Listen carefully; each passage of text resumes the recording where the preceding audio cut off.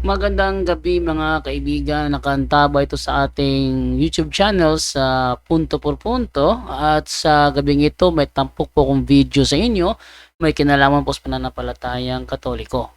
Meron kasing isang netizen na nagtanong kung may turo ba ang mga apostol na faith alone?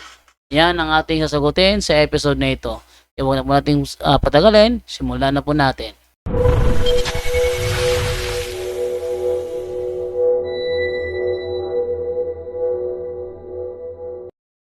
Felix Sapat sa Melfran Marketing. Hindi Hindi, ko kailanman nakilala Felix Apat. Ang kilala ko lang si Antonio Apat, classmate ko sa third year high school. posible yung anak niya siguro. So, yon Brother Jando, isa sa mga nadinggoy siya sa naturang talata. Pero dahil yung episode sula ang basahin ng mga pastor, sabi niya. Pero yung may pagkakataon na binasa niya diretso yung talata 10, medyo nagkasalungatan ng pag-unawa. So, tinanong niya yung pastor niya, Pastor, bakit hindi natin basahin yung 9 at sa 10? Hindi na yung kasali yung sa ating doktrina. Yung episode 8 lang. So, kung episode 8 lang, niligtas tayo sa ating pananampalataya. So, yan na, mag-conclude na sila. Ngunit yung sa 9, hindi po ating gawa. Diba? Sino pa ba ang nagawa? Yung ating Panginoon. So, yun ang context yun. Patungkol yun sa redemption. Wala namang ibang nagawa patungkol sa redemption ang ating Panginoon Jesus. So, hindi na kailangan kahit pa tayong lahat ng tao mapako sa cross. Walang bisa yon. Dahil si Adan at si Eva, naputol ang relasyon sa gitan ng tao sa Diyos dahil sa kasalanan ni Adan at Eva. So, Eva, nakakomit silang Eva at si Adan, nakakomit ng infinite offense. So, hindi yon basta-basta ang tao magbabayad. So, kailangan may infinite sacrifice. Yung dahilan ng ating Panginoon Jesus ay naisilang na ikaluhang persona ng Holy Trinity. Siya po, ayon sa John 3:16, pinala siya kanyang Ama para ang lahat ng manlalaya sa kanya ay maliligtas. Pero hindi automatic proseso. Yun, napako siya sa cross. And then, pagdating sa 9, di ba? Yes, di ba? Kailangan pa akong mabuting gawa. So, nagkasulungatan na. Dahil yung conclusion nila, yung pag-angkin sa naturang talata is patungkol sa redemption.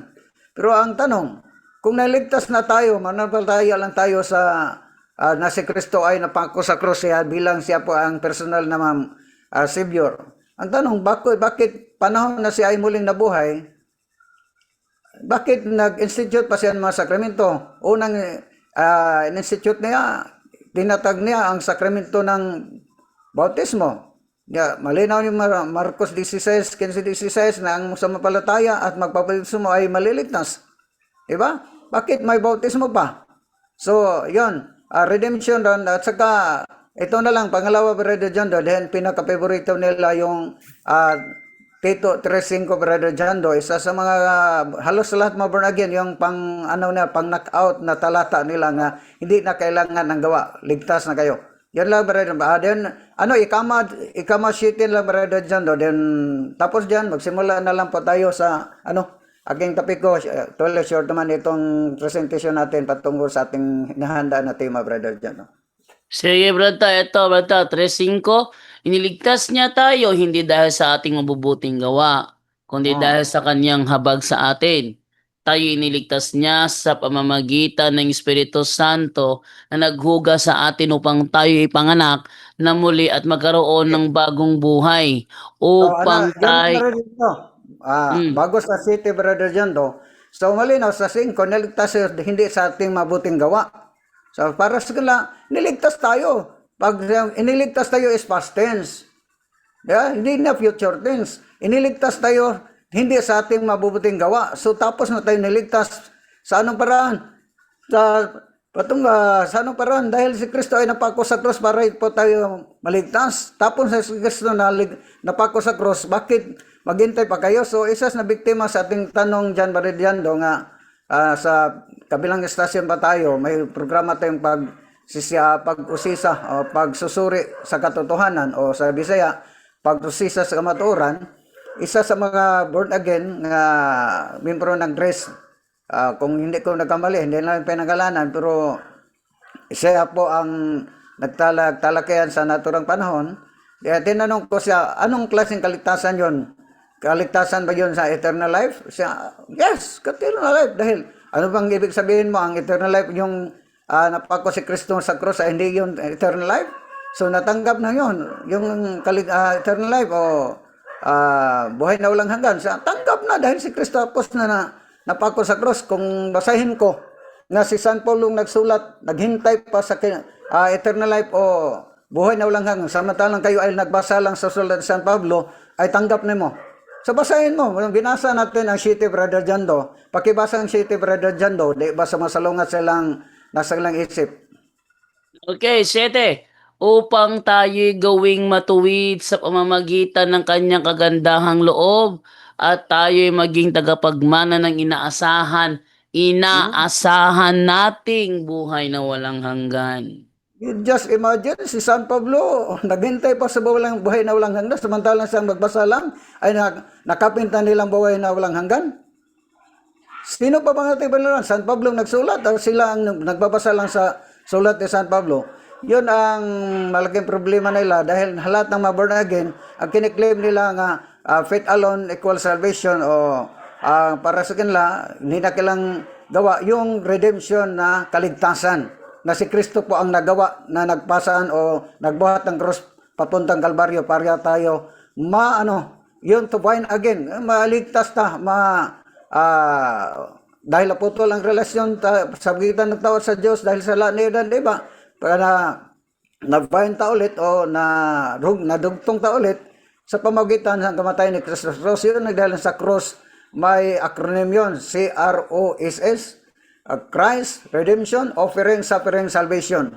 Yun ang redemption. Then, may sanctification, pangalawa, yung pagtanggap natin sa sa Sacrament of Baptism. Yun ang dahilan na si Kristo ay humuli siyang nabuhay, unang tinatag na ang sakramento ng bautismo. Bakit? Pakibasa last na lang, Brother John, yung Roma 6, 3 na lang, magsimula lang sa 3 hanggang 7. Pakibasa, Brother John. Yan, Brother, Roma 3:6. 6, 3 hanggang 7. 6:3. Okay, 6:3. Sabi sa 6:3 hanggang 7, hindi ba ninyo alam na tayong lahat na nabautismuhan kay Kristo Jesus ay nabautismuhan sa kanyang kamatayan? Sa makatuwid, tayo'y namatay na at nalibing na kasama niya sa pamamagitan ng bautismo upang kung paanong binuhay muli si Kristo sa pamamagitan ng dakilang kapangyarihan ng Ama, tayo rin ay magkakaroon ng panibagong buhay. Sapagkat kung nakasama tayo ni Kristo sa isang kamatayan katulad ng kanyang kamatayan, tiyak na tayo ay makakasama rin niya sa muling pagkabuhay na katulad ng kanyang muling pagkabuhay. Alam natin na ang dati nating pagkatao ay naipako na sa krus kasama niya upang mamatay ang ating makasalanang pagkatao at ang hindi na tayo maalipin pa ng kasalanan sapagkat ang namatay na ay pinalaya mula sa kapangyarihan ng kasalanan. So, malinaw, Brother John, maraming salamat. Malinaw na sa bautismo natin, inilibing ta kasama ni Kristo sa naalala ko lang yung si Brother Perfecto Alvarez, tawang-tawa siya. Brother ta, sa Bisaya, brother, sa Bisaya, mga Brother John, sa pagbunyag ka nato, gilubong kita uban ni Kristo para sa kanya, yung libing, sabi niya, immersion pala. Immersion, Brother ta, lubong, libing. Sabi ko sa kanya, inilibing sa bautismo sa tubig. Yung isang barko, Brother Perfecto Alvarez, pag malubog. Libing ba yun? O lumubog?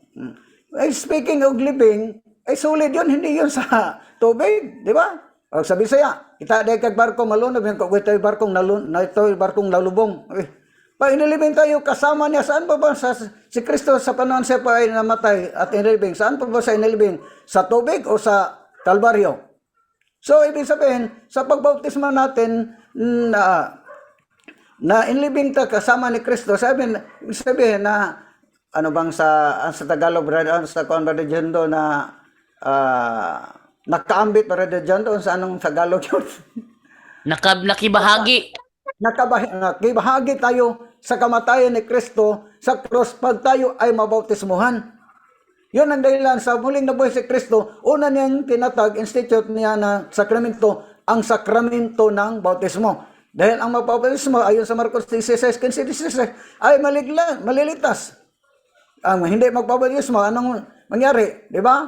Mapahamak. So, yun ang dahilan, yun ang tanggap natin sa sanctifying grace. Dahil yung sanctifying grace na ni Adan of Neba, parang nasangla sa demonyo, sa yawa, o ni Satanas, panahon sila ay natukso, nasangla. Sino po ba ang naglukat? Si Jesus, through crucifixion sa cross. Then, through baptism, matanggap natin ulit ang sanctifying grace. Panahon sa baptism.